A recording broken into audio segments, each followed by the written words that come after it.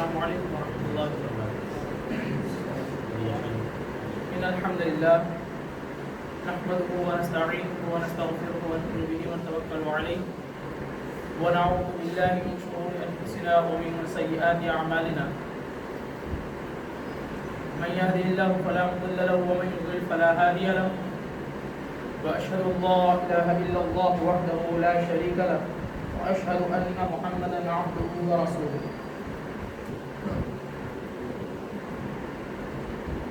أعوذ بالله من الشيطان الرجيم، بسم الله الرحمن الرحيم، يا أيها الذين آمنوا اتقوا الله حق تقاته ولا تموتن إلا وأنتم مسلمون، يا أيها الناس اتقوا ربكم الذي خلقكم من نفس واحدة وخلق منها زوجها وبث منهما رجالا كثيرا ونساء، واتقوا الله الذي تساءلون به والأرحام إن الله كان عليكم رقيبا، يا أيها الذين آمنوا اتقوا الله وقولوا قولا سديدا يصلح لكم أعمالكم ويغفر لكم ذنوبكم، ومن يطع الله ورسوله فقد فاز فوزا عظيما، أرسله بالحق بشيرا ونذيرا، أما بعد فإن خير الحديث كتاب الله، وخير الهدي هدي محمد صلى الله عليه وسلم، وشر الأمور محدثاتها، وكل محدثة بدعة، وكل بدعة ضلالة، وكل ضلالة في النار۔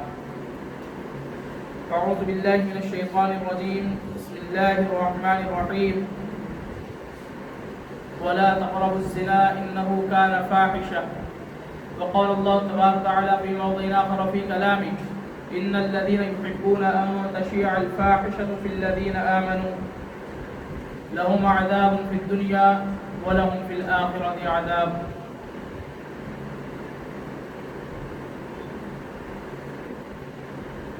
محترم بزرگان دین، نوجوانان اسلام،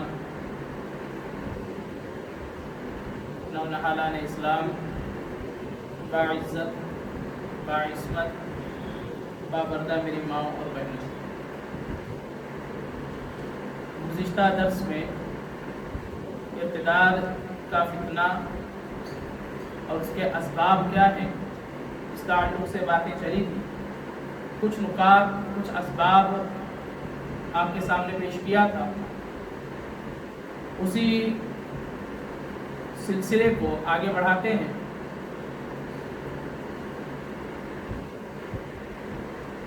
آج جہاں سے گفتگو شروع ہوگی، قبل اس کے کہ میں اپنی گفتگو شروع کروں، ان نکات کو ایک بار اپنے ذہن میں رکھ لیں کہ گزشتہ درس میں ہم نے کن کن نکات پر گفتگو کی، کیا کیا اسباب تھے۔ تو سب سے پہلا سبب جو میں نے بیان کیا تھا وہ یہ کہ اسلامی تعلیمات سے دوری، یہ پہلا سبب تھا جو ارتداد کا سبب بنتا ہے۔ دوسرا سبب تھا کہ عقائد کی اصلاح نہ کرنا، ہمارا عقیدہ درست نہیں، ایسی صورت میں کفر کیا ہے، شرک کیا ہے، اس بارے میں ہمیں جانکاری۔ اس کے بعد میں اور ایک جو نقطہ پیش کیا تھا وہ یہ کہ دنیاوی علوم کی خاطر اتنا مغرور ہو جانا کہ تھوڑا سا بھی ذہن ہمارا دین کی تعلیم کی طرف نہ جائے۔ چوتھا، دنیا طلبی، اور پانچواں، تربیت اولاد میں نقص کا واقع ہونا، تربیت اولاد مکمل اچھی طریقے سے نہ کرنا۔ اس کے تعلق سے جو ہے گفتگو ہو چکی تھی۔ ایک سبب جو ہے وہ سبب یہ ہے کہ شادی بیاہ میں غلط رسومات کو رائج کرنا۔ آج ہم لوگوں نے شادی بیاہ کو اتنا ٹف بنا دیا ہے، اتنا مشکل بنا دیا ہے کہ آج کا نوجوان شادی کرنے سے پہلے 10 بار سوچتا ہے۔ نہ جانے ہم نے کئی ایک رسومات جن کا قرآن و حدیث سے کوئی لینا دینا نہیں، ہم نے ان رسومات کو اپنی شادی بیاہ میں شامل کر لیا، جس کی وجہ سے آج نوجوان دوسری مذہبوں میں اپنے لیے اپنا جوڑا تلاش کرتا ہے۔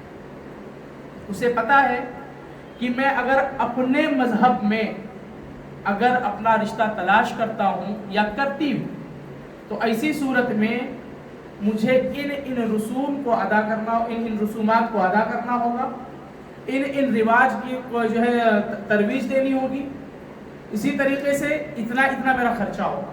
وہی اگر میں دوسرے مذہب میں اگر چلے جاؤں، دوسرے مذہب میں اگر میں چلا جاؤں تو ایسی صورت میں زیادہ کچھ کرنا نہیں ہے، بھاگ گئے، بغیر ولی کے نکاح ہو گیا، کورٹ میرج ہو گئی، مشکل سے مشکل 1000 500 1200 1500 کے آس پاس کا خرچہ، یہ ایک سبب ہے۔ اب ہم نے کن رسومات کو ترجیح دی؟ جو سب سے بڑی لعنتی جو شکل اختیار کی ہوئی ہے وہ ہے جہیز۔ ابھی حال ہی میں کچھ 4 مہینہ 5 مہینہ 6 مہینہ پکڑ لیں آپ، اتنے ہی ایام کے اندر ایک ویڈیو آپ کے سامنے آئی تھی کسی ایک خاتون کی، کسی ایک لڑکی کی، جس نے کود کر اپنی جان دے دی تھی۔ یاد ہوگا آپ کو وہ واقعہ؟ وجہ کیا تھا؟ سبب کیا تھا؟ جہیز۔ ایسے ہی ایک سانحہ ایک واقعہ پیش آیا تھا میر تقی میر کے ساتھ، بہت بڑے شاعر، ان کی بیٹی بیگم لکھنوی کے ساتھ۔ انہوں نے اپنی بیٹی کی شادی میں مکمل چیز ادا کر دی تھی، اس کے باوجود بیگم لکھنوی کے سسرال والوں کی طرف سے ڈیمانڈ کم نہیں ہوئی، مانگیں کم نہیں ہوئی تھی، ان کی مانگ بڑھتے گئی، آخر میں اس کا جو ہے انتقال ہو جاتا ہے یا مار دیا جاتا ہے، واللہ تعالی عالم بالصواب۔ اس وقت میر تقی میر نے ایک شعر کہا تھا کہ اب آیا ہے دھیان اے آرام جاں اس نامرادی میں، کہ اب آیا ہے دھیان اے آرام جاں اس نامرادی میں، کفن دینا تجھے بھولے تھے ہم اسباب شادی۔ مکمل چیزیں انہوں نے ادا کر دی تھی۔ آج ہماری مانگیں ہوتی ہیں لڑکی والوں کے ساتھ کہ ہمیں فلانی چیز چاہیے، بلیٹ چاہیے، 4 ویلر کار چاہیے، اتنا روپیہ موین چاہیے، اتنا روپیہ جو ہے ہمیں نقد چاہیے، ایسا ہونا چاہیے، ویسا ہونا چاہیے، نہ جانے کتنی چیزیں۔ اب یہ جہیز کی وجہ سے ہوتا کیا ہے؟ جو مڈل کلاس طبقہ ہے، جو ہائی کلاس طبقہ ہے، ان لوگوں کو کوئی ٹینشن نہیں ہے۔ جو فرسٹ کلاس طبقہ ہے ان کے پاس جو ہے اللہ رب العالمین کی نعمتوں کی فراوانی ہے، ان کو اس نعمت کی قدر نہیں ہے، جس کی وجہ سے وہ اور زیادہ فروغ دیتے ہیں۔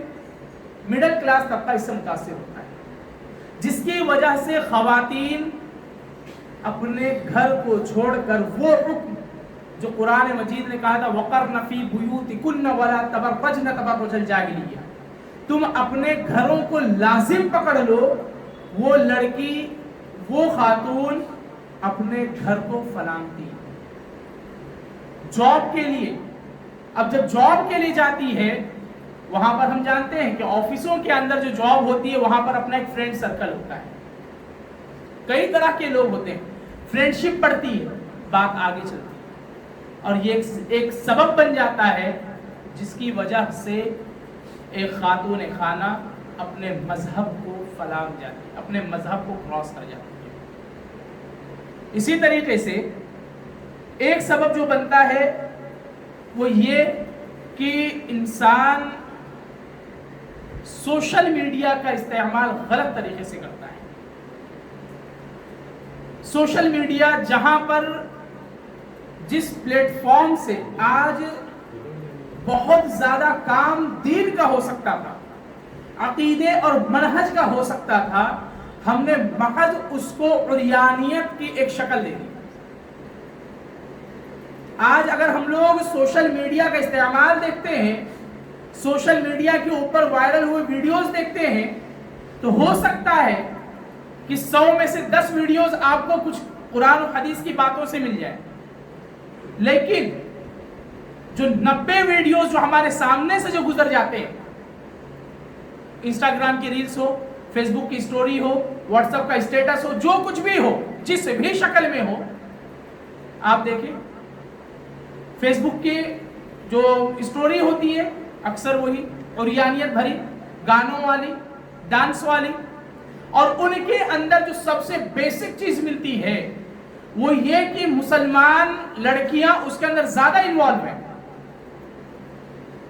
آج ہم لوگ اپنے بحیثیت سرپرست اپنی ذمہ داری ادا نہیں کر رہے ہیں۔ اپنی بیٹیوں کو اور فروغ دیا جاتا ہے کہ بیٹی تم نے ایسا کیا، اچھا کیا، اور مزید ایسا کرو اور اچھا کرو، الا ماشاءاللہ۔ کچھ گھرانے ہیں جو اس تعلق سے حساس ہوتے ہیں، ورنہ اکثر و بیشتر اسی طریقے سے جس کے پاس وہ اسٹوری پہنچتی ہے، اب وہ کیا کرتا ہے، پسند آتا ہے، اگر اس کو وہ اسٹوری پسند آتی ہے تو وہ لوگوں کے اندر اس کی نشر و اشاعت میں لگ جاتا ہے۔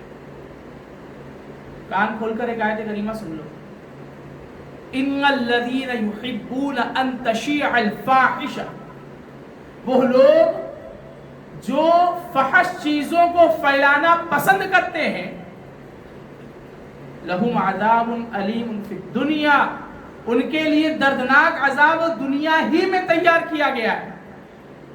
اور آپ کو کوئی ایک دو نہیں، سینکڑوں مثالیں ملیں گی اس چیز کی کہ جو لوگ عریانیت کو پسند کرتے تھے، عریانیت کی نشر و اشاعت میں لگے ہوئے تھے، اللہ رب العالمین نے انہیں اسی دنیا کے اندر مزہ چکھا دیا۔ آج ہم لوگ کیا چاہتے ہیں؟ حال ہی میں ایک اسٹیٹس میرے ساتھ ایک سانحہ ہوا، میں اس کو بتلاؤں کہ ایک کال آتا ہے، جو ہے میرے دوست کی بہن کا رشتہ تلاش کر رہا تھا، اس کے لیے جو میں کال کیا تو سامنے میں نے کہا کہ الحمدللہ جو ہمارے دوست کی بہن ہے وہ الحمدللہ عالمہ ہے، فاضلہ ہے۔ سامنے سے رپلائی کیا آ رہا ہے؟ دنیاوی علوم کہاں تک؟ ہم نے کہا الحمدللہ HSC پاس ہے، 12 کی ہوئی ہے۔ کہا ہمیں رشتہ منظور نہیں۔ وجہ وہ گریجویٹ نہیں ہے۔ کیا عالمہ فاضلہ سے بڑھ کر بھی کوئی گریجویشن ہے؟ جس کے اوپر تمہاری مکمل آنے والی نسل کا دار و مدار ہو، اس سے بڑھ کر تمہارے لیے کوئی گریجویشن باقی بچتی ہے؟ جو خاتون آپ کو، آپ کے اہل و عیال کو، آپ کے گھر کو مکمل قرآن و حدیث سے مزین کر سکتی ہے، کیا گریجویٹ خاتون کر سکتی ہے؟ کیا ایسی خاتون جس نے گریجویشن کیا ہو، کیا وہ آپ کے گھر کو قرآن اور حدیث کا ماحول دے سکتی ہے؟ کیا آپ کے بچوں کی تربیت دین اسلام کے طریقے اور اس کے موافقت میں کر سکتی ہے؟ یا آپ کی وہ بہو جو فضیلت کر چکی ہے، جو عالمہ ہے، فاضلہ ہے، جس نے جو ہے قرآن و حدیث کا علم حاصل کیا ہے، اپنے زندگی کا ایک حصہ جو ہے اس علم کے حاصل کرنے میں لگا دیا ہے، ایسی خاتون سے بڑھ کر کوئی آپ کے آنے والی نسل کی تربیت، ان کی نشو و نما کر سکتی ہے؟ آج ہمارا یہ معیار ہے۔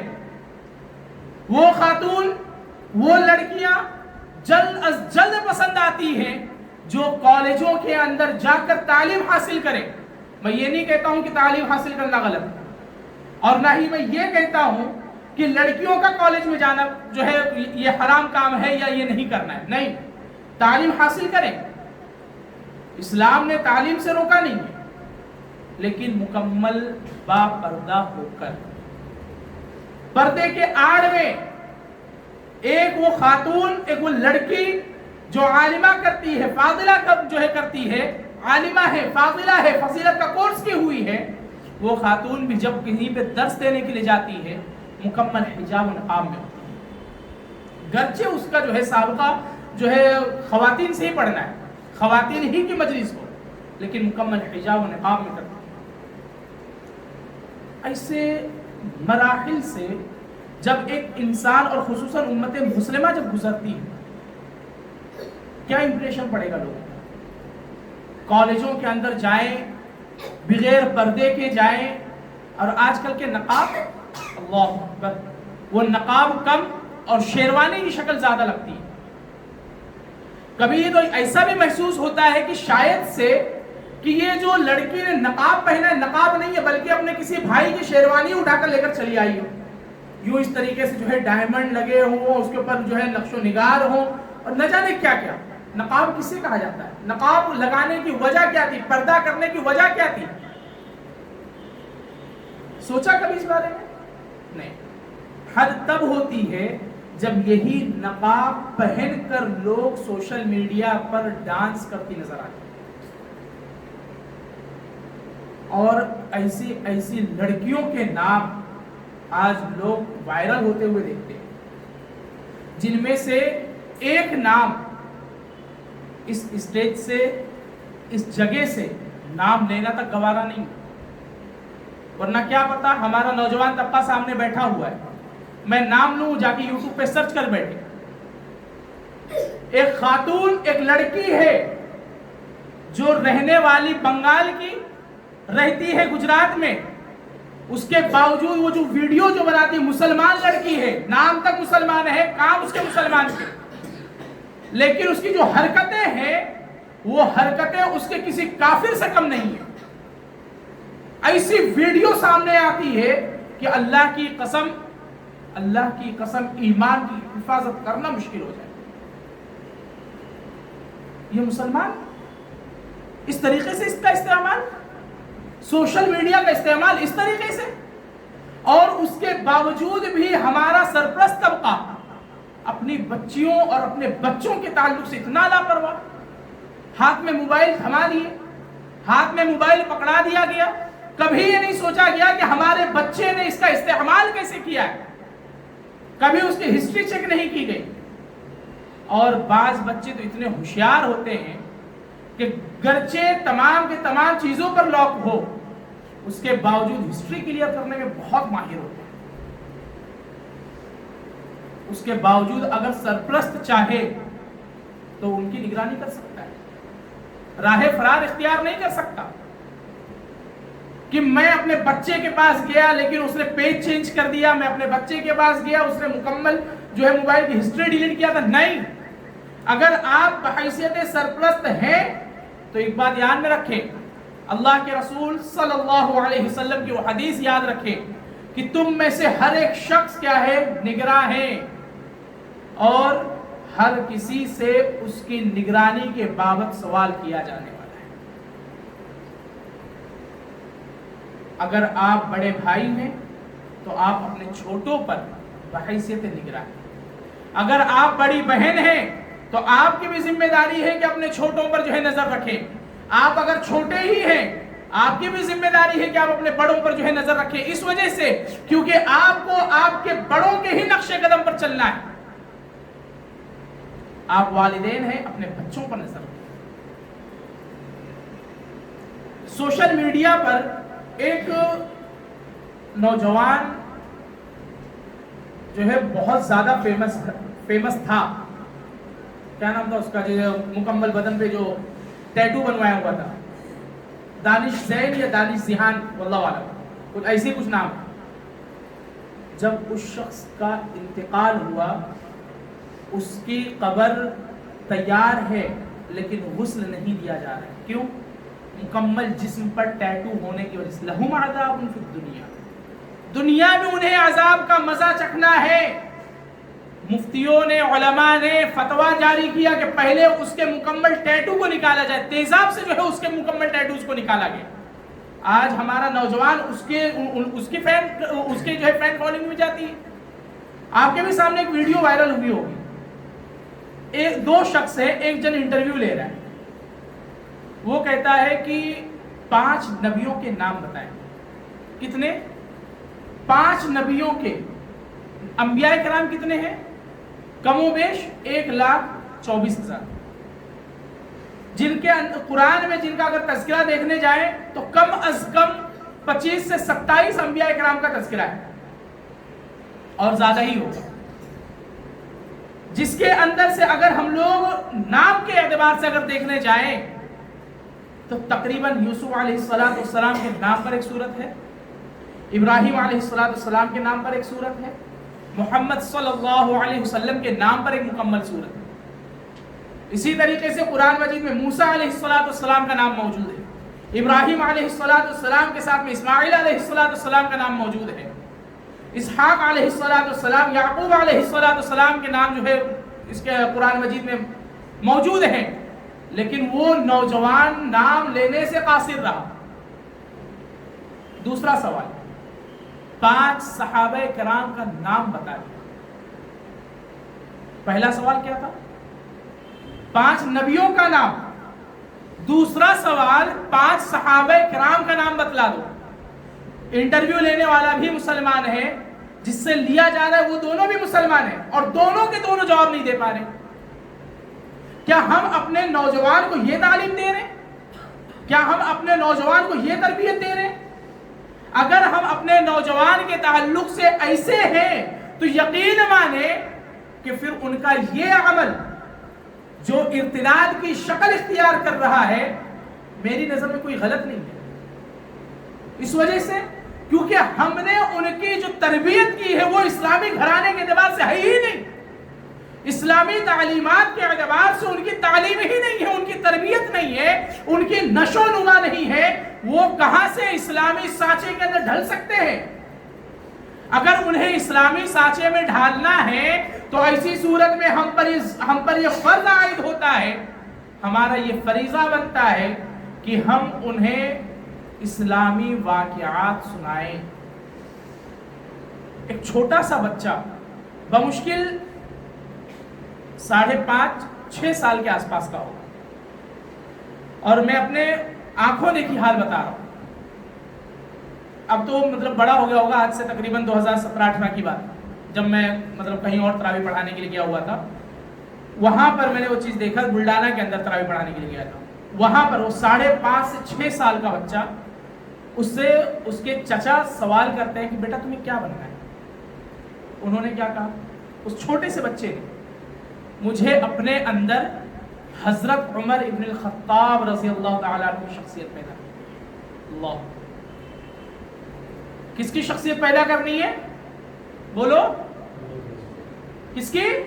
حضرت عمر ابن الخطاب رضی اللہ تعالیٰ عنہ کی شخصیت اپنے اندر زندہ کرنی. کتنے سال کا بچہ ہے؟ 5.5 سے 6 سال کا بچہ ہے. اب ذرا سوچیں آپ کہ اس کے گھر کی تربیت کیا رہی ہوگی. 5.5 سے 6 سال کا بچہ جس کو ابھی شخصیت کا معنی نہیں معلوم ہوگا. عمر ابن خطاب رضی اللہ تعالی عنہ کون ہے عموماً بچوں کو نہیں معلوم ہوگا. ہاں, ہو سکتا ہے کہ خلیفہ ثانی ہے اتنا کوئی بتا دے, صحابہ کرام میں سے ایک صحابی ہے یہ بتا دے, لیکن ان کی مکمل زندگی کون بتا سکتا ہے؟ لیکن وہ 5.5 سے 6 سال کا بچہ کہتا ہے میرے اندر میں حضرت عمر ابن خطاب رضی اللہ تعالیٰ عنہ کی شخصیت پیدا کرنا چاہتا ہوں. ذرا عالم سوچے, دماغ لگائے کہ اس بچے کی ماں نے اس بچے کی تربیت کس انداز سے کی ہوگی, اس بچے کو تعلیم کس اعتبار سے ملی ہوگی اور نشو و نما کس اعتبار سے ہوئی ہوگی. اور یہ میں کوئی مطلب جو میں واقعات بتلاتا ہوں جو میرے ساتھ صالحات ہوئے ہوں, میں کوئی یوں ہی منہ سے بکی ہوئی بات نہیں کہتا ہوں. اگر کبھی یقین نہ آئے تو کبھی کسی وقت جو ہے بلڈانہ چلے جائیں. بلڈانہ میں مسجد, ایک ہی مسجد ہے محمدیہ مسجد گولی پورا میں, ایک ہی مسجد ہے اہل حدیث کی. آپ اس میں جا کر اگر پوچھیں گے کہ 2017-18 کے اندر جو ہے فلاں ایک لڑکا تھا, بر وقت نام بھول رہا ہوں, نام بتا دیتا لڑکے کا, جس نے یہ الفاظ کہے تھے, انشاءاللہ آپ کو بتا دیں گے کہ وہ لڑکا کون تھا. اب ذرا سوچیں ہمارے بچے کیا بننا چاہتے ہیں, ہمارے بچے کیا بننا چاہتے ہیں. والدین ترس جاتے ہیں بچوں کو حافظ بنانے میں, والدین ترس جاتے ہیں بچوں کو عالم بنانے میں. بسا اوقات والدین کی طرف سے کوتاہیاں ہوتی ہیں کہ ہم جو ہے اپنے بچوں کو مدارس میں نہیں ڈالیں, ہم اپنے بچوں کو جو ہے دینی تعلیم نہیں دینا چاہتے, بس تھوڑی بہت جو جانکاری حاصل ہو جائے گی بذریعہ درس بذریعہ خطبے کافی ہے اتنا نہیں. کچھ سرپرست ہوتے ہیں جو بچوں کی طرف بہت محنت کرتے ہیں کہ بچہ جو ہے حافظ قرآن ہو, بچہ جو ہے عالم دین بن جائے. کیوں؟ کیا یہ نہیں چاہتے ہیں وہ کہ میرا بچہ ڈاکٹر بنے, انجینئر بنے؟ ہر کوئی چاہتا ہے.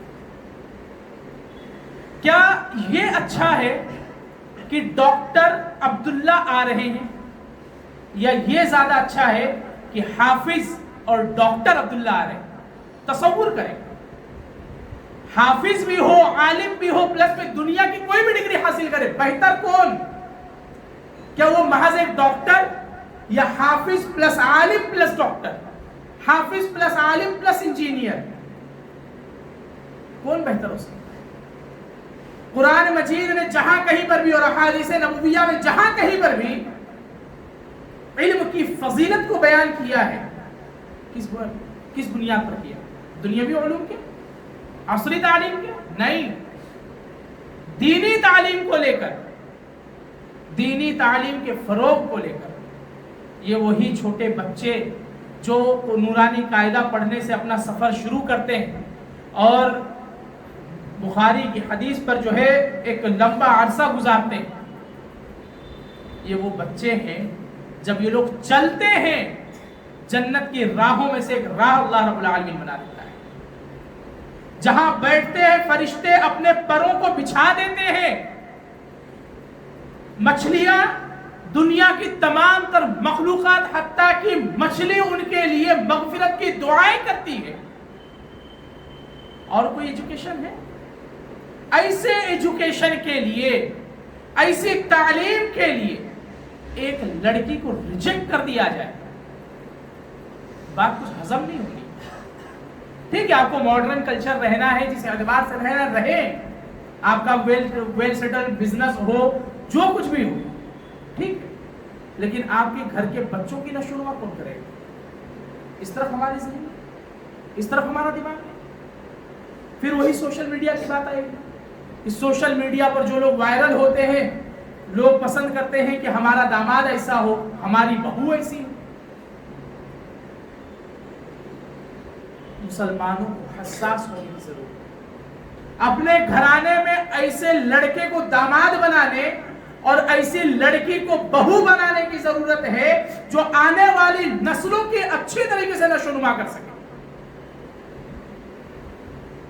بعض نوجوان جو ہے، ہمارا نوجوان طبقہ، یہ اکثر و بیشتر وقت سوشل میڈیا پر لگاتا ہے۔ کیوں؟ محض اس لیے کہ کوئی لڑکی اس کے فرینڈ لسٹ میں آ سکے۔ پہلا ٹارگٹ سوشل میڈیا اکاؤنٹ بن گیا، فیس بک ہو، انسٹاگرام ہو، جو کچھ بھی ہو، بن گیا اکاؤنٹ۔ اب پہلے لڑکیوں کی لسٹ نکالی جاتی ہے، جتنے لڑکیاں اس کے فرینڈ ریکویسٹ کو ایکسیپٹ کرتے ہیں اتنے لوگوں کی الگ لسٹ۔ اس کے بعد میں پھر اپنی محنت چالو کرتے ہیں، اب کیا کرنا، اس کے بعد کیا کرنا، اور اچھا خاصا وقت اس کے اندر صرف کرتے ہیں، اور ایک حد تک پہنچ جانے کے بعد میں اس سے بھی جو ہے کنارہ کشی اختیار کی اس لڑکی سے یا اس لڑکے سے۔ سوشل میڈیا اس وقت تک صحیح ہے، اور ہر وہ چیز جس کا ہم استعمال کرتے ہیں اسی وقت تک صحیح ہے جب تک کہ اس کا استعمال صحیح طریقے سے ہو۔ اگر اس کا استعمال غلط طریقے سے ہو گیا یا اس کا استعمال غلط طریقوں میں ہونے لگ گیا، وہ چیز غلط ہو جاتی ہے۔ سوشل میڈیا آپ استعمال کریں، بہت اچھی بات ہے، لیکن صحیح طریقے سے استعمال کریں۔ اگر ہم اس کا صحیح طریقے سے استعمال کرتے ہیں، دین کا بہت اچھا کام کر سکتے ہیں۔ یہ ایک ایسا پلیٹ فارم ہے جہاں سے ہم عقیدے اور منہج کی باتیں، اقوال سلف بہت دور تک پھیلا سکتے ہیں۔ تیسرا سبب آج کا وہ یہ آزادی نسواں کی فریبی تحریک۔ آج ہم لوگوں کے درمیان میں بہت مشہور ہے یہ کلمہ۔ عرفی جاوید کا نام سنا ہے آپ نے؟ عرفی جاوید، مشکل سے اس کے مطلب کچھ ہی لوگ ہوں گے جو مطلب اس کے لیے غلط کہتے ہوں، ورنہ اکثر و بیشتر تو اس کی حمایتی بن چکے۔ عرفی جاوید کا قول ہے کہ میں کسی اسلام کو نہیں مانتی، نمبر 1۔ نمبر 2، اسلام نے محض عورتوں پر ظلم کیا ہے۔ نمبر 3، اسلام میں پردے کا کوئی مقام نہیں ہے، کیونکہ حقیقتاً پردہ تو نظر کا ہوتا ہے۔ اور یہ 3 اقوال اس کے ایسے ہیں جو ہمارے نوجوانوں کے اوپر اس بم سے بھی زیادہ کام کر گئے جو ناگاساکی اور ہیروشیما پر کبھی گرے ہوئے۔ اس سے بھیانک بم یہ 3 قول اس کے ہو گئے۔ اسلام عورتوں پر ظلم کرتا ہے؟ کیسے؟ کون سے اعتبار سے؟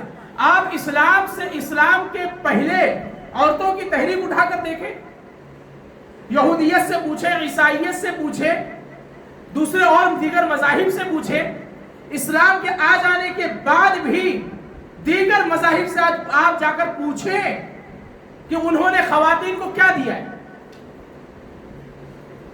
پھر اسلام سے پوچھیں کہ تم نے جو ہے خواتین کو کیا دیا۔ آزادی نسواں کا مطلب یہ نہیں ہے، ہرگز بھی نہیں ہے کہ اس خاتون کو لا کر اسی پلیٹ فارم پہ کھڑا کیا جائے جہاں پر ایک مرد کھڑا ہوتا ہے۔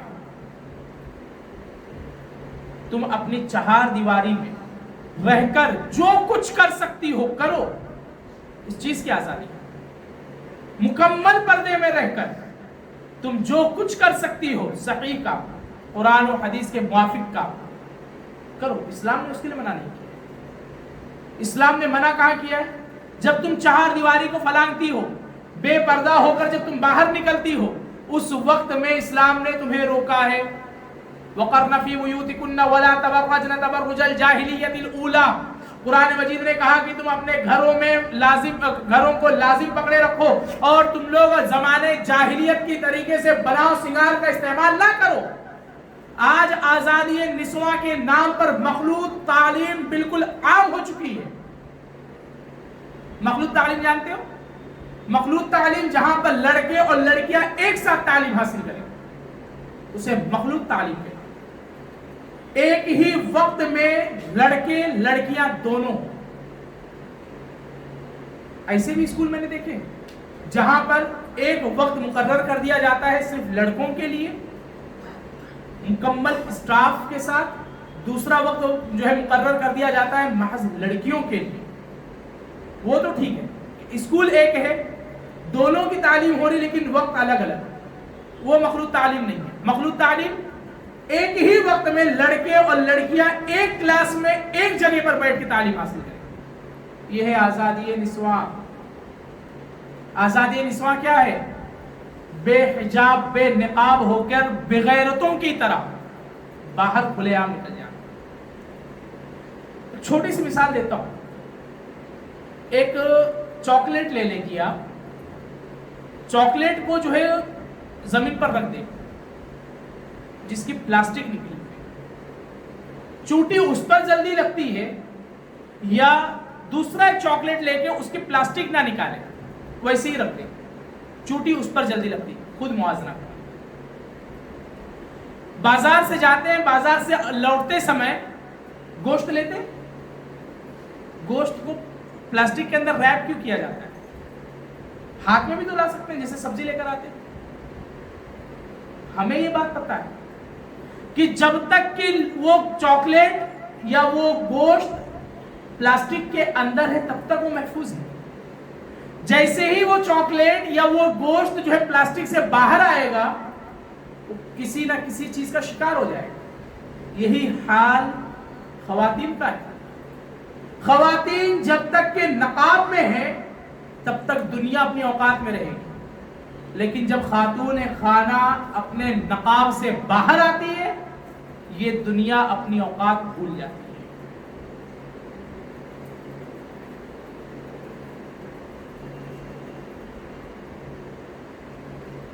عرفی جاوید کا دوسرا قول، نظر کا اصل پردہ تو نظر کا ہے، میں منی اسکرٹ پہن کر نکلوں یا کیسے بھی نکلوں تم مجھے کیوں دیکھو، ٹھیک ہے؟ تمہارا یہ قول، اللہ رب العالمین نے قرآن مجید میں کیا کہا؟ پہلا تو مردوں سے خطاب، وَقُلْ لِلْمُؤْمِنِينَ يَغُضُّوا مِنْ أَبْصَارِهِمْ وَيَحْفَظُوا فُرُوجَهُمْ، کہ اے نبی پاک آپ اپنے مومن مردوں سے کہہ دیں کہ وہ لوگ اپنی نگاہوں کو بست رکھیں، شرمگاہوں کی حفاظت کریں۔ بعد میں خطاب ہوتا ہے خواتین سے، وَقُلْ لِلْمُؤْمِنَاتِ يَغْضُضْنَ مِنْ أَبْصَارِهِنَّ وَيَحْفَظْنَ فُرُوجَهُنَّ وَلَا يُبْدِينَ زِينَتَهُنَّ إِلَّا مَا ظَهَرَ مِنْهَا وَلْيَضْرِبْنَ بِخُمُرِهِنَّ عَلَى جُيُوبِهِنَّ۔ عرفی جاوید کے قول سے متاثر ہونے والوں اس اللہ رب العالمین کے کلام کی طرف دھیان لگاؤ۔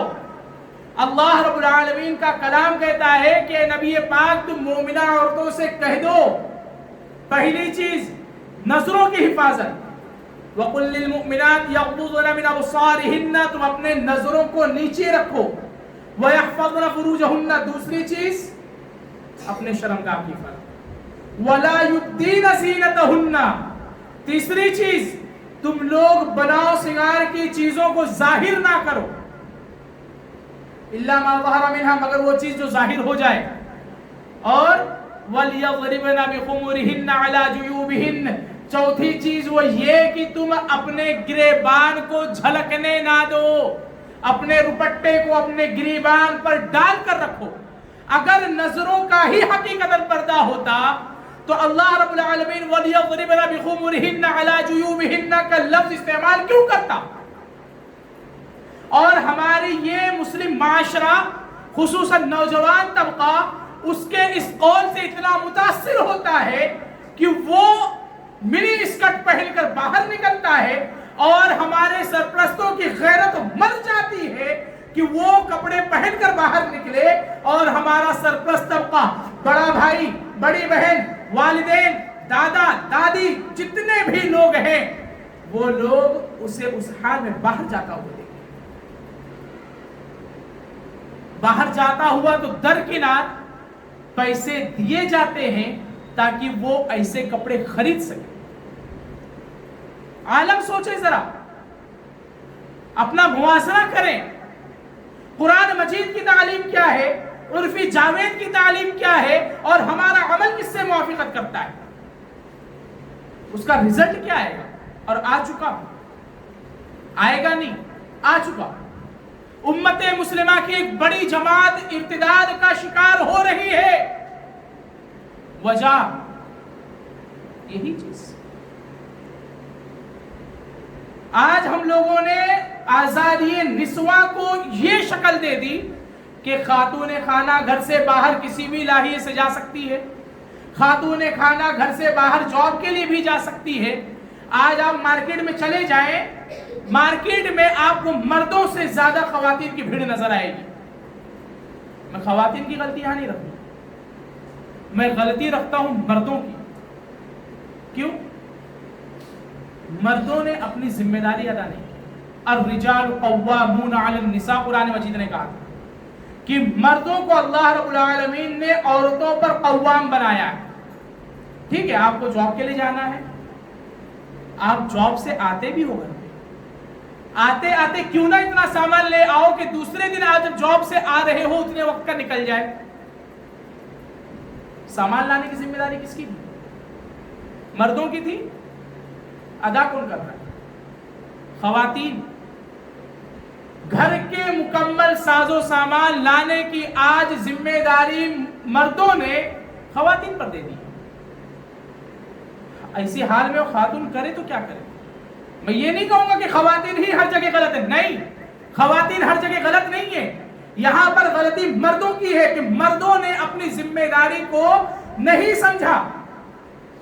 جب یہی خاتون مسجد آنا چاہی، اسی مرد نے کیا کہا؟ مسجد میں جانا فتنہ ہے. جبکہ اللہ کے رسول صلی اللہ علیہ وسلم کی حدیث تھی کہ اللہ رب العالمین کو احب البلاد، اللہ رب العالمین کو اگر دنیا کے کسی زمین کے حصوں میں سے اگر کوئی حصہ سب سے زیادہ پسند ہے تو وہ کیا ہے؟ مساجد، تمہاری مساجد. وَأَبْغَضُ الْبِلَادِ، اور اگر کوئی بہت ہی ناپسندیدہ اگر کوئی جگہ ہو جو اللہ رب العالمین کو ناپسند ہو تو وہ کون سی زمین ہے؟ وَأَسْوَاقُهَا، تمہاری بازار. ذرا سوچیں، اللہ رب العالمین نے مساجد کو پسند کیا، بازار کو ناپسند کیا. کیوں؟ فتنہ کہاں ہے؟ فتنہ کہاں ہے؟ مساجد میں، جہاں پر قرآن و حدیث کی تعلیم دی جائے. ظاہر ہے فتنہ ہے، ظاہر ہے کہ فتنہ ہے. کیا فتنہ ہے؟ یہی خاتون جب آگے چل کر قرآن و حدیث کی تعلیم تمہیں دے گی تو تمہارے حقے بازیاں چھوٹ جائیں گی، تمہاری سگریٹ نوشی چھوٹ جائے گی، تمہاری شراب نوشی چھوٹ جائے گی. فتنہ نہیں ہے؟ فتنہ ہے بھائی. تمہارے جو ہے جوئے بازیاں چھوٹ جائیں گی. یہ جو باہر جا کر جو غلط کام کرتے ہیں، رشوت لینا، سود لینا، یہ چھوٹ جائے گا. اور ایک خاتون ہم پر حکم جتائے، یہ فتنہ ہے۔ ایسی ہماری سوچ ہے، ہماری عقلوں پر پردے پڑ چکے ہیں۔ اگر حقیقتاً فتنہ ہے تو وہ بازار ہے، ہمارے لیے تو مساجد میں آنا یہ اللہ رب العالمین کے پسندیدہ جگہوں پہ آ کر اسلامی تعلیم حاصل کرنے کا ایک بہترین ذریعہ تھا۔ آج ہم نے اس چیز کو کھو دیا۔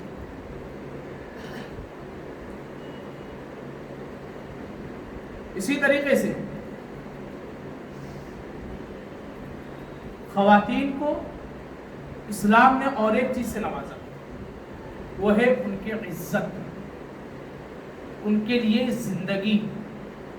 آپ کفار مکہ کا واقعہ یاد کریں، قبل از اسلام لڑکیوں کو زندہ درغور کرنے کا معاملہ تھا۔ اسلام نے کیا کہا؟ نہیں کر سکتے۔ وَإِذَا الْمَوْءُودَةُ سُئِلَتْ بِأَيِّ ذَنبٍ قُتِلَتْ۔ قبل از اسلام عورتوں کے لیے میراث نہیں تھی، مال متروکہ میں ان کے لیے کوئی حصہ نہیں تھا، لیکن اسلام آ جانے کے بعد میں خواتین کو میراث کا حق دیا گیا، مال متروکہ میں انہیں حصہ دیا گیا۔ اور یہ کوئی معاملہ کوئی چھوٹا موٹا نہیں ہے میرے بھائی۔ اللہ رب العالمین نے نماز کا حکم جب نازل فرمایا، تفصیل اللہ کے رسول صلی اللہ علیہ وسلم نے بتلائی۔ اللہ رب العالمین نے روزے کا حکم نازل فرمایا، تفصیل اللہ کے رسول صلی اللہ علیہ وسلم نے بتلائی۔ اللہ رب العالمین نے زکوٰۃ کا حکم نازل فرمایا، تفصیل اللہ کے رسول صلی اللہ علیہ وسلم بتلا رہے ہیں۔ اللہ رب العالمین نے حج کا حکم نافذ کیا، تفصیل اللہ کے رسول صلی اللہ علیہ وسلم نے بتلائی۔ لیکن جب بات آتی ہے حق کے میراث کی، اللہ رب العالمین حکم بھی نافذ کرتا ہے، تفصیل اللہ رب العالمین بتلاتا ہے۔ سورہ نساء پڑھ جائیں، سورہ نساء کے اندر یوصیکم اللہ فی اولادکم للذکر مثل حظ الانثیین، یہ جو دو آیتیں ہیں مکمل کس کے لیے ہے؟ بولیے، میراث کے اوپر۔ یسألونک عن الکلالہ جو بالکل آخری آیت ہے، کس کے لیے ہے؟ میراث کے لیے ہے۔ میراث کا حکم اللہ رب العالمین نافذ کرے، تفصیل بھی اللہ رب العالمین ہی بتلائے، کیا یہ اس حق سے بڑھ کر کوئی حق ہو سکتا ہے کہ اللہ رب العالمین خود اپنی بندیوں کا حق ایک ایک کر کے بتلاتا ہے؟ بیٹی ہے اس کا حق یہ بنے گا، ماں ہے اس کا حق یہ بنے گا، بہن ہے اس کا حق اتنا ہوگا، دادی ہے اس کا حق اتنا ہوگا۔ کون بتلا رہا ہے؟ اللہ رب العالمین خود بتلا رہا ہے۔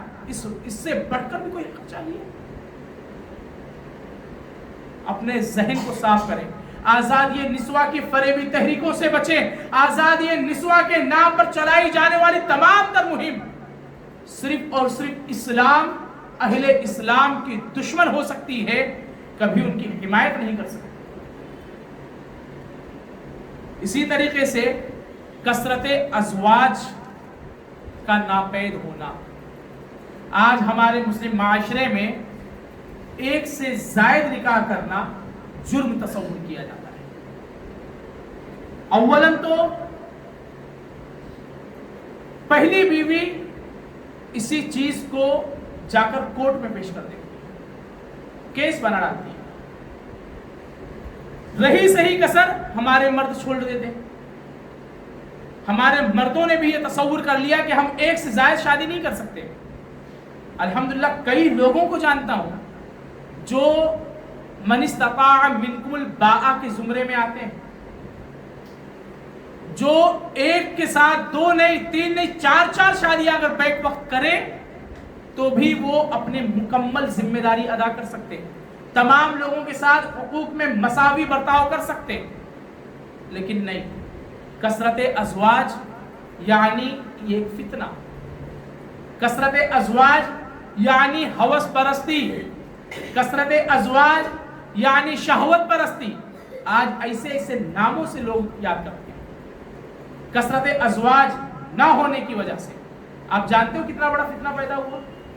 اگر ایک مرد جس کے پاس طاقت ہے، اللہ رب العالمین نے کیا، اللہ کے رسول صلی اللہ علیہ وسلم نے کیا حکم فرمایا تھا؟ یا معاشر الشباب من استطاع منکم الباءۃ فلیتزوج، کہ اے نوجوانوں کی جماعت، من استطاع، جب تم طاقت رکھو، من استطاع منکم الباءۃ، جب تم باء کی طاقت رکھو، جس کے اندر جسمانی نان و نفقے کی بھی ذمہ داری ادا کرنے کی طاقت ہو، فلیتزوج، تو کیا کرے؟ شادی کر لے۔ اس کا فائدہ کیا تھا؟ حدیث ہم نے بارہا سنی، اگر ہم حدیث کے الفاظ کو ہی غور کر لیں تو فائدہ بھی پتا چلے گا۔ کیا فائدہ تھا؟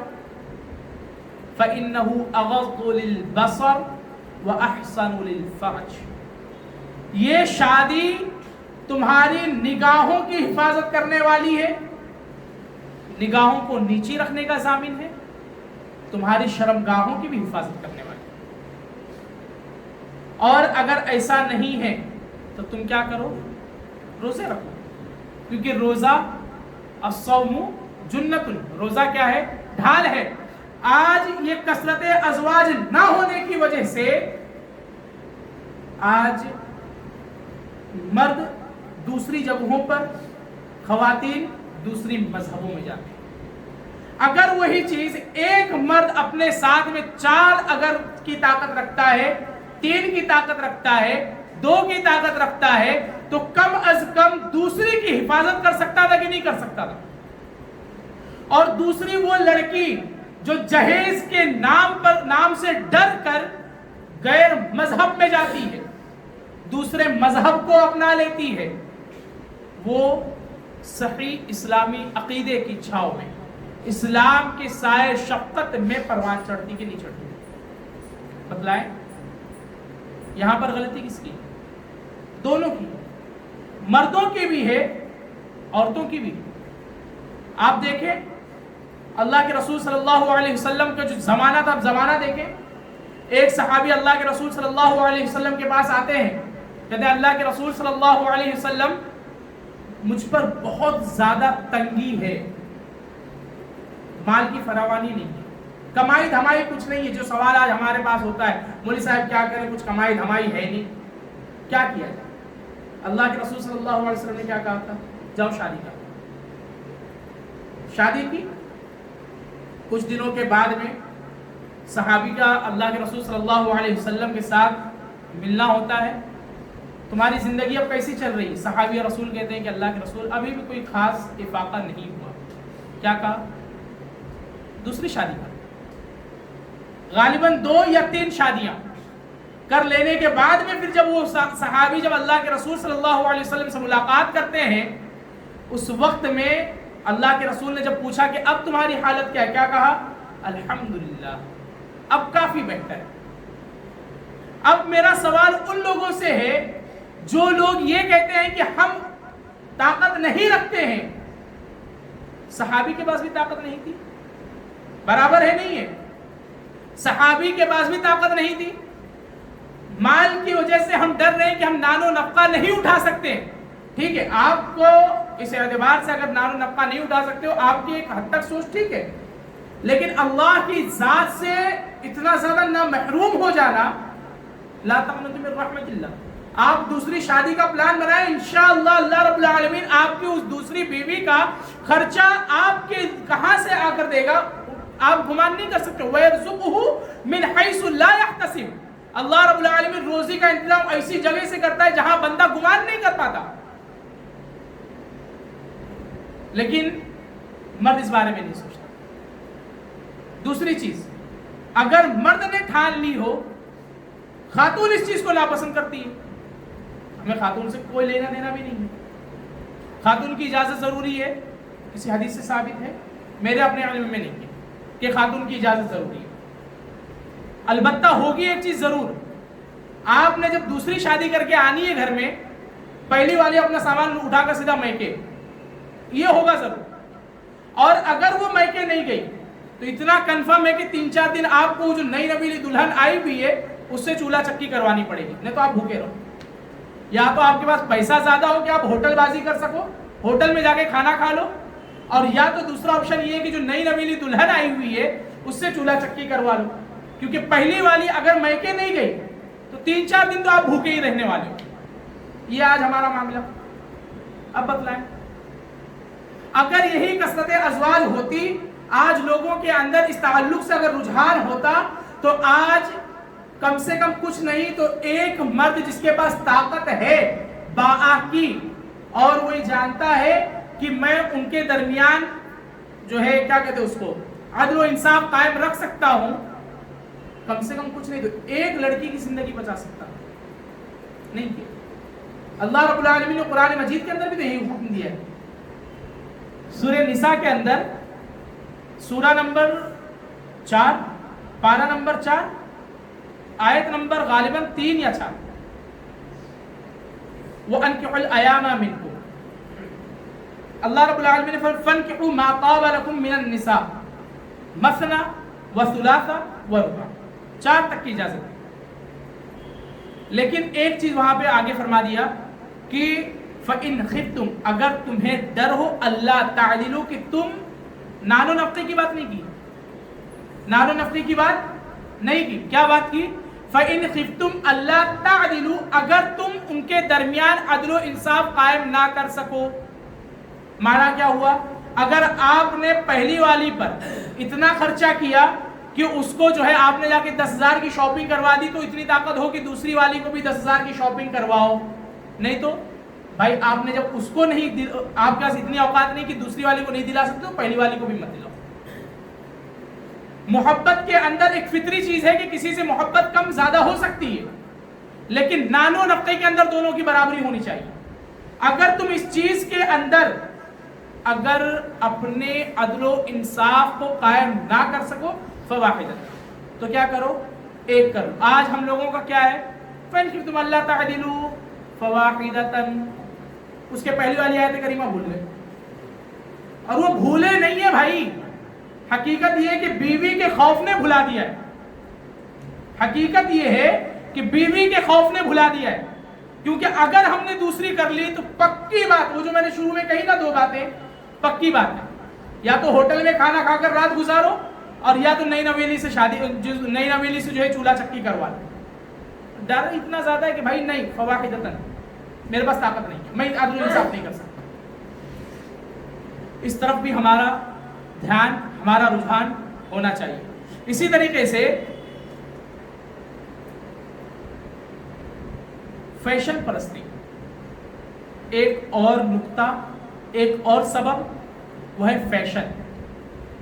ماڈرن کلچر کے ہیں، تعلیم یافتہ ہیں، ایسی صورت میں ہم فیشن کیوں نہ کریں؟ آج جو ہے پبلک کرتی ہے، دوسری خواتین کرتی ہیں، اگر ہم نے کیا تو کیا حرج ہے؟ حرج ہے، حرج ہے، کیوں نہیں حرج ہے؟ اللہ رب العالمین نے آپ کے لیے اس بات کی اجازت نہیں دی ہے کہ تم دوسروں کو دیکھ کر جیو۔ اللہ رب العالمین نے تمہیں اسلام کے مطابق جینے کا حکم دیا ہے۔ اللہ کے رسول صلی اللہ علیہ وسلم نے فرمایا من تشبہ بقوم فہو منہم، جس نے جس قوم کی مشابہت اختیار کی وہ انہی میں سے ہو گیا۔ آج یہودیوں اور نصرانیوں کے نقش قدم پر چلتے ہوئے آج امت مسلمہ انہی کے فیشن کو اختیار کرتی ہے۔ آپ دیکھ لیں، مردوں کے اندر دیکھ لیں آپ، ان کی جنس گھٹنے سے پھٹی ہوگی، گھٹنے پر ایک، ران پر ایک، گھٹنے پر ایک، گھٹنے کے نیچے 3 ضرب لگے ہوں گے۔ ایک وقت تھا کہ جب پیوند لگے کپڑوں کو لینا کوئی پسند نہیں کرتا تھا، ایک تصور یہ کیا جاتا تھا کہ مطلب غریبی، پہلے یہی تصور کیا جاتا تھا کہ پیوند اگر کپڑے میں لگا ہو مطلب غریبی کی وجہ سے لگا ہو۔ آج فیشن کی وجہ سے لگتا ہے، جنس کا کپڑا کچھ اور ہوگا، پھاڑ کے اندر سے الگ پیوند ہوگا، اور یہ ایک آج امیری کی سٹائل اختیار کیا۔ جب انہوں نے دیکھا تو خواتین کو مساوات کا حق ہے، یہ نعرہ بلند کیا گیا۔ خواتین نے کیا کہا کہ جب ہمیں مساوات کا حق ہے، مردوں نے یہ کام کیا تو ہم کیوں نہ کریں، انہوں نے بھی کر لی۔ اب ہوا یہ کہ ان کے لیے تو ایسا کوئی فیشن نکلا نہیں تھا، خود ہی اپنی جنس کاٹ لی، خود ہی اپنی جنس کاٹ کے نیچے سے پیوند لگا کے گھوم رہی ہیں۔ باپ کی بیچارے کی اوقات نکل گئی ان کو کپڑا پہناتے پہناتے، اور وہ خاتون خانہ، وہ لڑکی جو اپنے باپ کا غرور ہوتی ہے، وہ لڑکی جس کو دیکھنے کے بعد میں ایک والد فخر محسوس کر سکتا ہے، اور وہ لڑکے جن کو دیکھ کر ایک والد فخر کر سکتا ہے، نام دبانے میں کوئی قصر نہیں چھوڑتے، جن کی اپنی مکمل کمائی نکل جاتی ہے، اس بچے کو مکمل باپردہ بنانے میں وہ خود اپنے ہاتھوں سے قینچی لے کر کپڑوں کو کاٹ دیتی ہے۔ فیشن پرستی اسے کہتے ہیں۔ اسلام نے اجازت دی ہے، فیشن کرنے کی اسلام نے بھی اجازت دی ہے، مردوں کے لیے بھی ہے، خواتین کے لیے بھی۔ مردوں کے لیے کس حد تک؟ آپ کو جس بھی قسم کا لباس پہننا ہے مکمل پہنے، ایک شرط لگی ہے، ڈھیلا ڈھالا ہونا چاہیے۔ لباس کیسا ہو؟ ڈھیلا ڈھالا۔ یہی شرط خواتین کے ساتھ۔ آپ کو جو پہننا ہے پہنے۔ ابھی جو ٹرینڈ چلا ہوا تھا حلیمہ سلطان کپڑے کا، اس کے پہلے جو ٹرینڈ چلا تھا پلازو کا، اس کے پہلے جو ٹرینڈ چلا تھا امبریلا فراک کا، آپ کو جو پہننا ہے بالکل پہنے، کوئی حرج نہیں ہے۔ لباس ڈھیلا ڈھالا ہونا چاہیے۔ خاتون کی مجلس کے باہر اگر ہو تو آپ کا وہ لباس آپ کے گھر تک مکمل اوپر کیا ہونا چاہیے؟ نقاب، جو ڈھیلا ڈھالا ہو۔ آج مردوں کے بھی کپڑے اتنے فٹ ہوتے ہیں کہ جسم کی نشو نما ظاہر ہو جائے۔ اس کو فیشن کہیں گے، جس کو پہننے کے بعد میں آپ کا پہننا نہ پہننا مساوی ہو جائے۔ خواتین ایسے کپڑے پہنے نارن کاسیات عائلات جو ہے اس کے ذمے آ جائے کہ کپڑے تو پہنی ہوئی ہوں گی لیکن برہنہ ہوں گی۔ ایسے زمرے میں آ کر اگر آپ اسٹائل مارتے ہو تو آپ کا اسٹائل بھائی صاحب اپنے پاس رکھیں، اسلام سے اس کو نہ جوڑے۔ اسلام نے تو یہ حکم دیا تھا کہ آپ کپڑے اذا استعطرت المرأة فمرت برجل مجلس، کہ اگر کوئی خاتون اگر پرفیوم لگا کر باہر نکل جاتی ہے اور اس کا گزر اگر کسی مرد کی مجلس سے ہو جائے اور وہ خوشبو کو محسوس کر لیں، فوجد ریحها، اگر انہوں نے اس کی خوشبو کو محسوس کر لیا، فَهِيَ زَانِيَةٌ زَانِيَةٌ زَانِيَةٌ، تو وہ خاتون زانیہ مطلب زناکار خاتون ہے۔ یہ ایک عطر کے تعلق سے تھا۔ اللہ کے رسول صلی اللہ علیہ وسلم کے پاس ایک صحابیہ آتی ہے، کہتی ہے کہ اللہ کے رسول صلی اللہ علیہ وسلم آپ نے کہا کہ جو ہے مکمل پردے میں رہا کریں، تو میرا سوال یہ ہے کہ اللہ کے رسول اگر مجھے یہ لگے کہ میرا کپڑا جو ہے ٹخنے سے اوپر آ رہا ہو میں کیا کروں؟ اللہ کے رسول نے کہا ایک بالش بڑھا لو۔ کہا اللہ کے رسول اگر مجھے اس کے بعد بھی اگر اندیشہ ہو تو کیا کروں؟ کہا کہ تم ایک کام کرو، ایک ہاتھ بڑھا لو۔ اب بتلائیں، کپڑا ٹخنے سے اوپر آنے کی بات ہے، مطلب پردہ اوپر ہو رہا ہے۔ اب ذرا سوچیں، وہ خاتون جو فٹڈ جینس پہن کر باہر نکل جائے، منی اسکرٹس پہن کر باہر نکلے، اس کا کیا عالم ہوگا؟ اللہ کے رسول صلی اللہ علیہ وسلم کی تو یہ تعلیم نہیں تھی۔ اذا استعطرت المرأة کہتے ہوئے اللہ رب العالمین نے جو ہے اس کے لیے جو ہے زانیہ کی وعید سنا دی۔ ایسی خاتون جب یہ سب جو فحاشیت اور عریانیت بھرے کپڑے پہن کر جاتی ہے، ایسے میں اس کے لیے کیا حکم نازل ہو سکتا ہے؟ اسلام اتنا سچا اور اتنا پیارا مذہب ہے کہ جو اس کو دل سے قبول کر لے اس کے دل سے یہ اسلام نکلنے والا نہیں ہے۔ لیکن شرط یہ ہے کہ وہ اپنے مکمل پابندی سے اپنے دل سے اس چیز کو تسلیم کرے۔ اور یہی وجہ ہے آج آپ کرناٹک میں دیکھ رہے ہو کہ لوگ جو ہے اسکول کے باہر، خواتین اسکول کے باہر بیٹھ کر حجاب کی ڈیمانڈ کر رہی ہیں اور انہیں ابھی تک اجازت مل نہیں رہی ہے۔ حجاب پر بینڈ ہے، حجاب پر پابندی لگا دی گئی ہے۔ کہیں نہ کہیں اس کی وجہ تو ہم مسلمان ہیں کہ نہیں ہے؟ مسلمانوں نے اس کے خلاف آواز اٹھایا، مسلمان مکمل خاموش ہیں، ہر جگہ مسلمان مکمل خاموش ہیں۔ اپنی بہن کو، اپنی بیٹی کو، اپنی ماں کو اگر آپ عزت نہیں دے سکتے ہو، ان کا کھویا ہوا مقام نہیں پہنچا سکتے ہو، اسلام کی دی ہوئی تعلیم کے مطابق اگر انہیں جینے کا اب وہ حق ادا نہیں کرا پاتے ہو، آپ سوچیں کہ ہمارے اندر کتنی کمی ہوگی، کتنی لاپرواہی ہوگی، کتنی کوتاہیاں ہوں گی۔ کسی سکھ کے لیے یہ حکم نافذ ہوا کہ وہ اپنی پگڑی باہر رکھے؟ کسی سردار کے لیے کیوں؟ اس کے اوپر کیوں نہیں پابندی؟ بتائیں مجھے۔ پھر یہ پابندی کیوں کہ وہ جو خاتون ہے وہ بغیر حجاب کے ہی آ سکتی ہے اسکول میں، اگر اس نے نقاب لگا لی تو وہ نہیں آ سکتی ہے۔ اور مسلمان اس تعلق سے اتنا زیادہ سویا ہوا ہے کہ صرف ویڈیو دیکھتا ہے، فارورڈ کرتا ہے، ویڈیو دیکھتا ہے، فارورڈ کرتا ہے، بس یہی ہمارا اسلام ہے۔ ہم ایک ساتھ جڑ کر ایک ساتھ مل کر اس کے خلاف آواز کیوں نہیں اٹھا سکتے؟ جس وقت میں آئین لکھا گیا تھا، قانون بنایا گیا تھا، دستور ہند لکھی گئی تھی، اس وقت میں دستور کیا لکھا گیا تھا، قانون کیا لکھا گیا تھا؟ ہر مذہب کو اس کے مذہب کے اعتبار سے جینے کا مکمل حق حاصل ہوگا.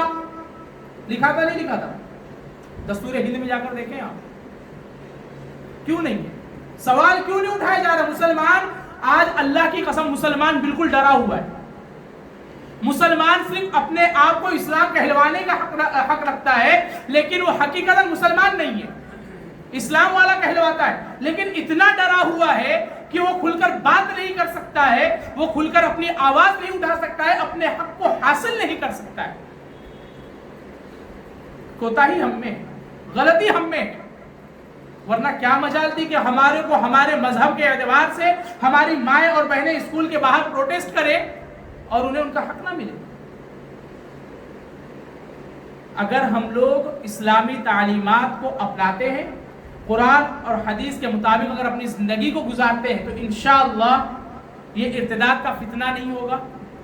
انشاءاللہ یہ ارتداد کے فتنے کے جو اسباب میں نے آپ کے سامنے جو ذکر کیے ہیں، یہ اسباب نہیں پیدا ہوں گے.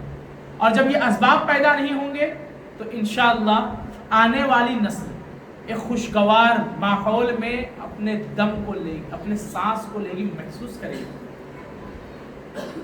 اللہ رب العالمین سے دعا ہے اللہ رب العالمین ہم تمام لوگوں کو قرآن و حدیث کے مطابق اپنی زندگی گزارنے، قرآن و حدیث کو ہی اپنی زندگی اپنے جو ہے لاحق عمل بنانے، اور قرآن و حدیث کے مطابق اپنے تمام تر معمولات زندگی کو گزارنے کی توفیق عطا فرما. الہ العالمین ہم تمام لوگ گنہگار، خطا کار، تیری رحمت کے بھروسے اللہ رب العالمین تو ہمارے گناہوں کو، خطاؤں کو معاف فرما. الہ العالمین ہم تمام لوگوں کی عبادتوں کو، ہمارے اعمال حسنات کو، اعمال صالحات کو قبول فرما. الہ العالمین ہم تمام لوگوں کے اعمال سیئات کو درگزر فرما. اللہ رب العالمین ہم تمام لوگوں کو دین کی صحیح سمجھ عطا فرما، علم کے ساتھ ساتھ عمل کی توفیق عطا فرما. آمین. واخر دعوانا الحمدللہ رب العالمین. السلام علیکم ورحمۃ اللہ وبرکاتہ.